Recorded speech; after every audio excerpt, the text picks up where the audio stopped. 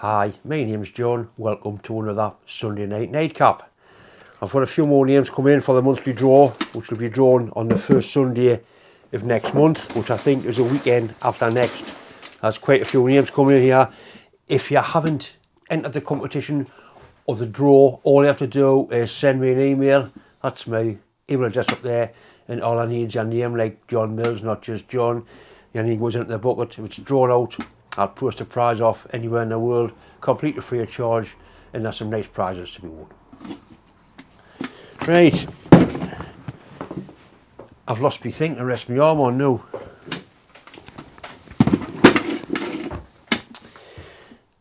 In this week's nightcap, I do a little spacer for that shaft I made last week, do a little bit of broaching work on that. I make some brass nuts. One of my favourite pastimes is making brass nuts.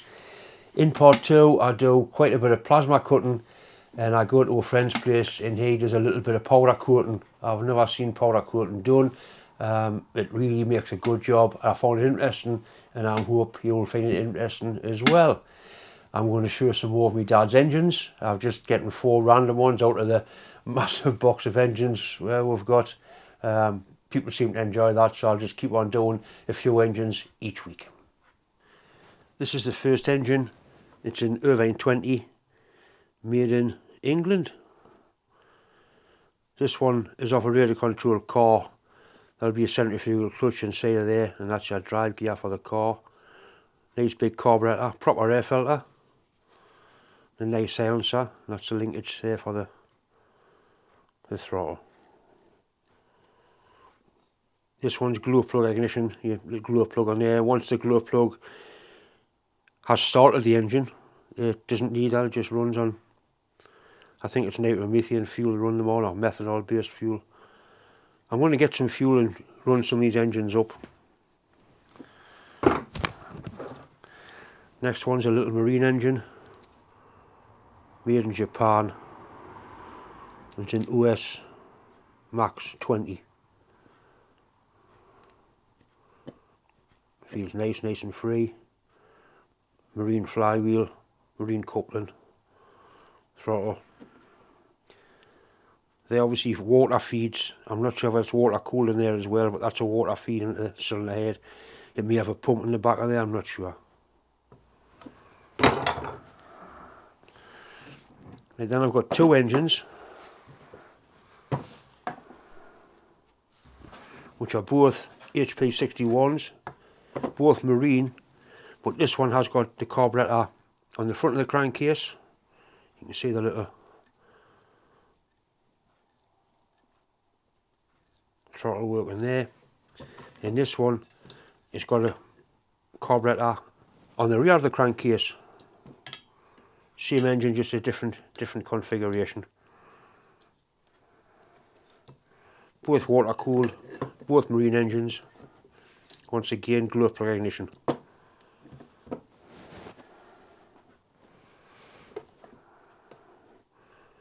Look up there, you can see the piston or not. It's actually got a piston ring on this one. It's got a single ring in the top of that piston. Lots of compression. I think it's 61. I think these are actually 10cc motors.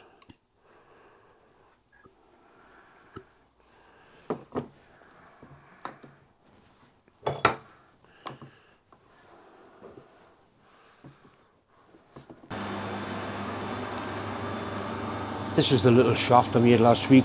What the lad wants now is a collar they want to it, with a keyway in there, roughly that length and roughly that diameter. It doesn't matter so much about the outside, as long as the bore is dead on the 25mm with the 8mm keyway. Now I have got a 25mm reamer, which will make getting the bore size easy, I suppose. And I've even got a broach guide the right size. You never have one the right size, but I just happen to have a 25mm one. So an 8mm broach. It's actually a 5/16 broach, which is very near to 8mm.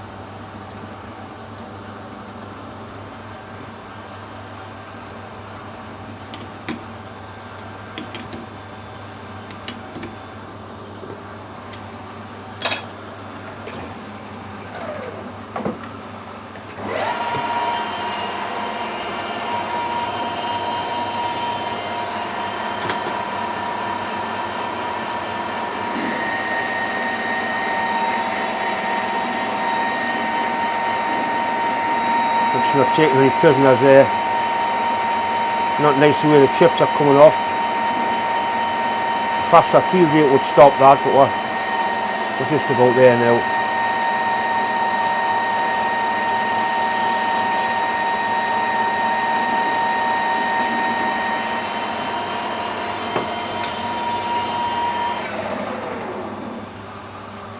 Shows how accurate that little chuck is. Right, so we'll settle for that as being the outside diameter. It needs to be 2 inches long, so we can take a little bit of that off and then drill it and ream it to size. That sleeve I made too small diameter. By the time I put the keyway in, there'll be nothing left, so I'm making a bigger one.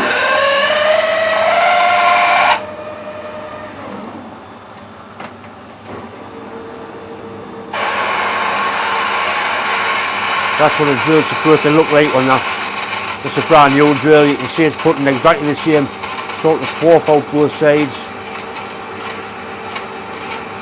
I've got 2 or 3 of these drills all the same size. I wish I had a set of them. They really are a nice drill. And most taper too.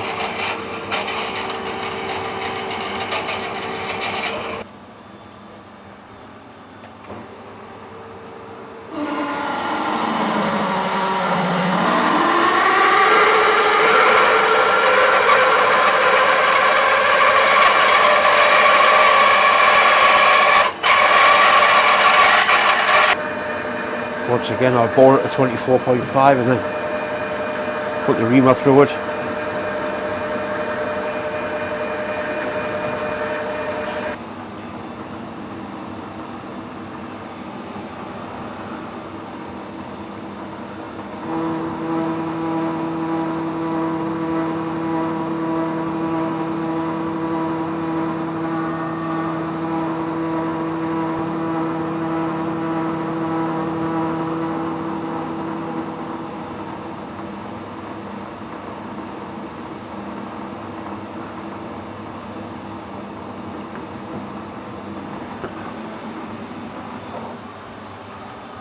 Right, that's nice. And tomorrow night's job will be putting the keyway into that.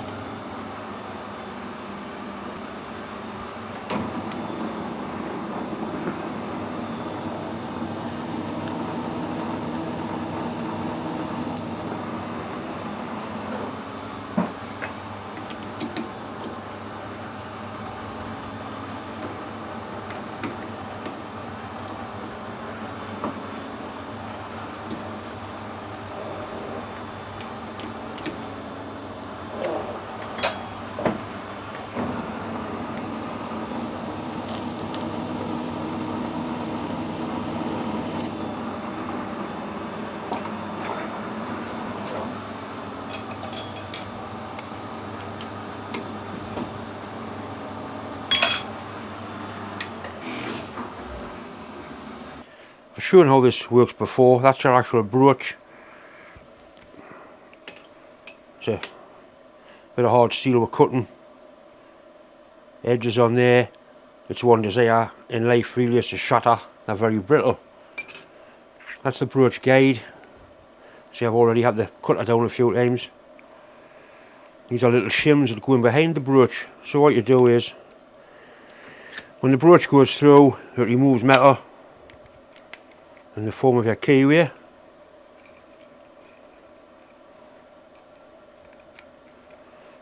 And with each time you put it down through, it takes probably a 20 thou cut. You put the broach right through, then you put another shim in to put another cut on, and you go on until you get the broach down to the depth you want. This is the press I'm using, little arbor press. It's not ideal, but it's what I've got.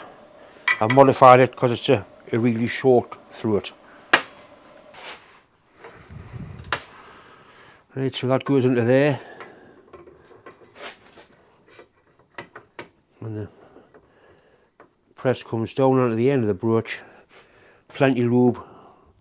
It's torches this. It's and then you slowly wind that through, and that cuts as it goes. It's taking a big cut all the way down. Takes a lot of force a hydraulic press would be better on a brooch this size.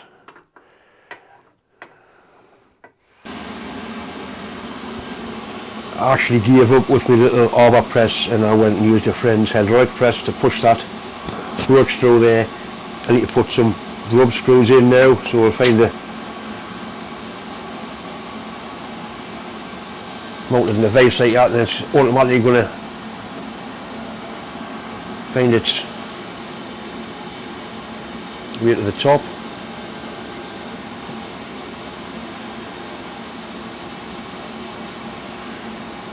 Lock the vise up.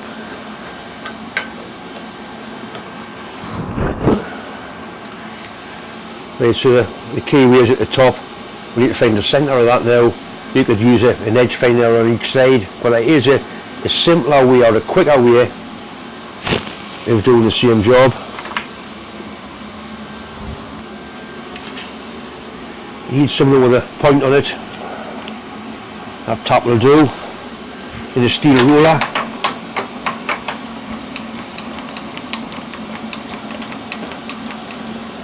First thing we're going to do is have a guess at it.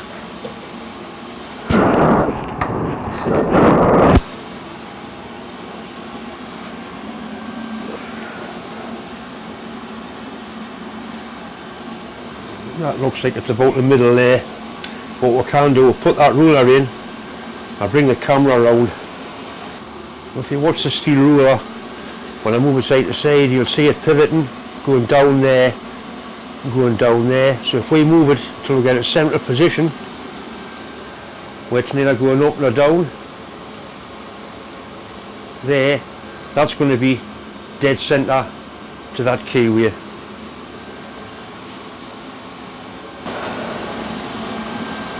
We'll put 6mm rub screws in here.